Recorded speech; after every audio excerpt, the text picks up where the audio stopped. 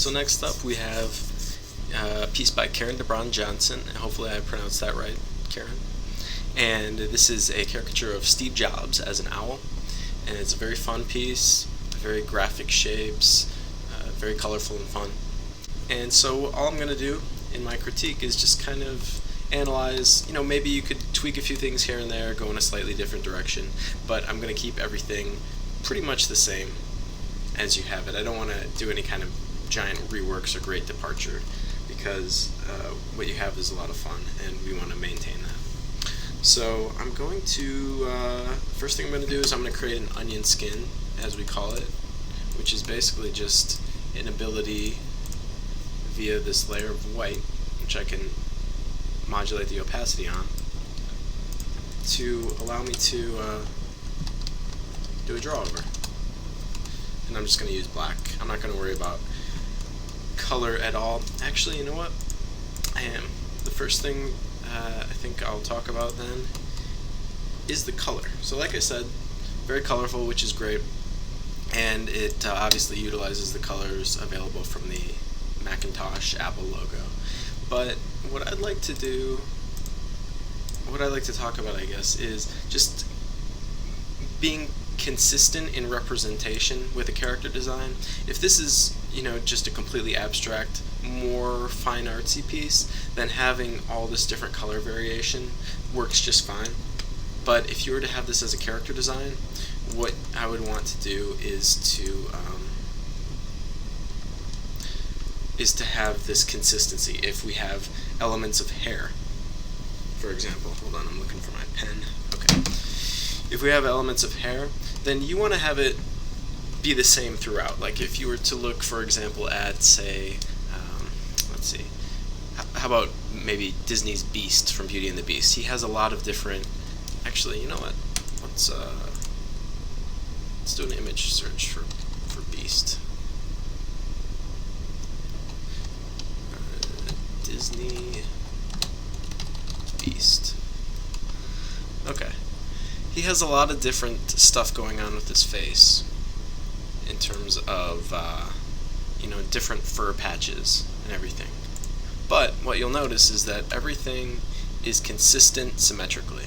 So his two brows are the same color, his two horns, this little bit of hair that breaks up the mid-tone fur color in the middle of his cheek, and so on. So everything is just consistent symmetrically, and so that's all I'm referring to with the character design. That way when things move around on the character, it's very clear to the viewer what's going on, what elements are moving. In this case, the brows.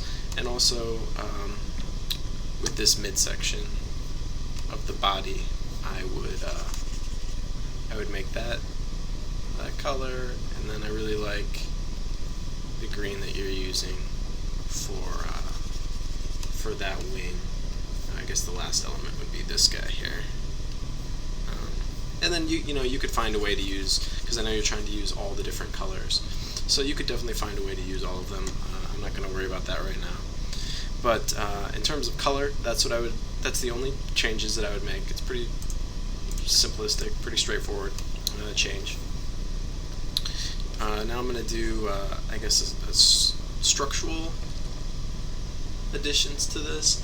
Now, I love the way that you've broken up the shapes. There's negative space spatially here between a lot of the elements, and that's fun. That's really appealing. Actually, if you were to carry that through to the eyebrows and through in here, that would actually work, I think.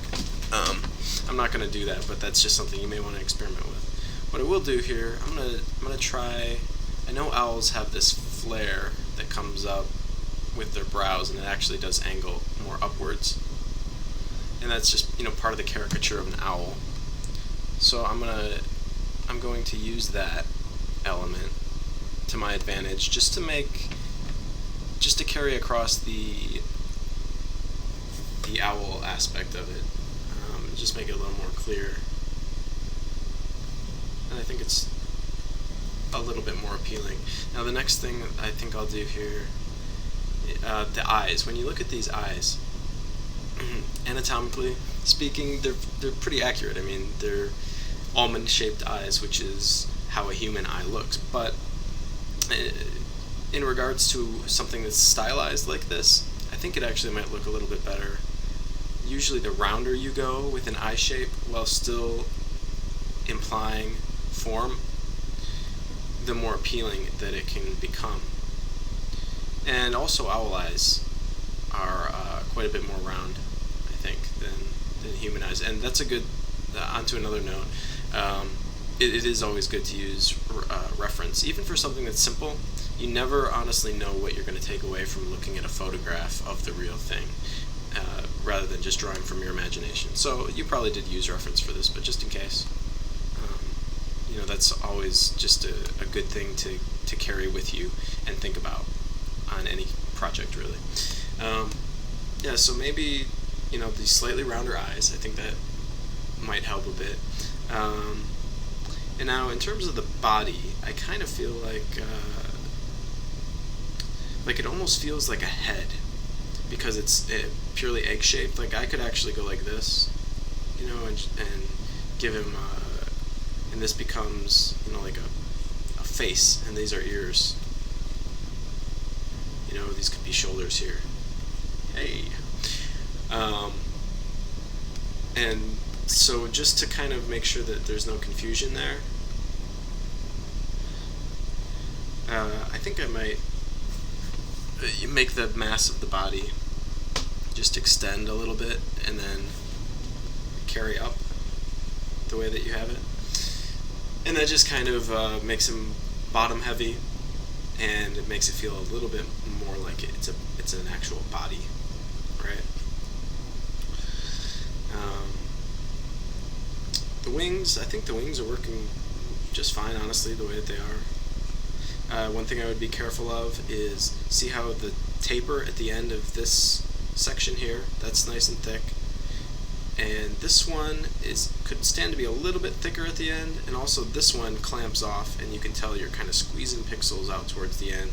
You just want to make sure, especially with something as graphic as this, that you do have somewhat big forms. You just don't want things to taper to such a small degree, just because it helps to maintain just the blockiness that you have going on with all the other elements. You just want that to be something that's carried throughout the design.